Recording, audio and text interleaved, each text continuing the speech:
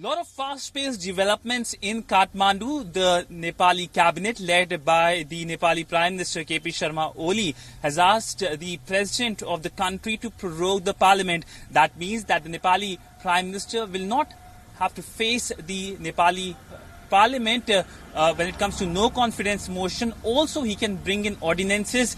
He brought a controversial ordinance in April that can divide smaller parties, and this coming amidst the growing criticism he is facing from his own party. Remember, the Nepali Communist Party has two co-chairs. One, of course, the Prime Minister of Nepal, KP Sharma Oli. Another, Prachanda faction. And we have seen criticism by Prachanda and other party members against the Prime Minister at the Standing Committee meeting which took place last week and is taking place this week as well, over mishandling of the COVID crisis, ties with India, anti-corruption protests which are taking place, protests which are taking place in Kathmandu and in the country. In fact, when the Parliament of Nepal was passing the controversial new map law, there were protests taking place outside against the Prime Minister.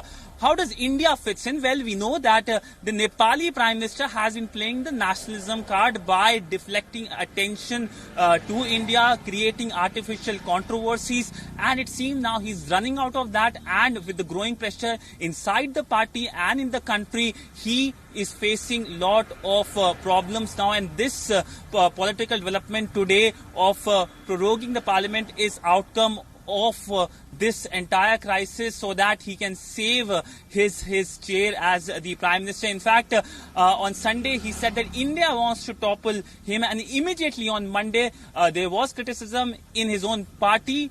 The Prachanda-led faction, in fact, Prachanda himself criticized the Prime Minister, saying that it is not India who is demanding resignation, it is Prachanda himself who wants resignation of the Nepali Prime Minister KP Sharma Oli. With video journalist Kapil, Siddhant Sibal for WION.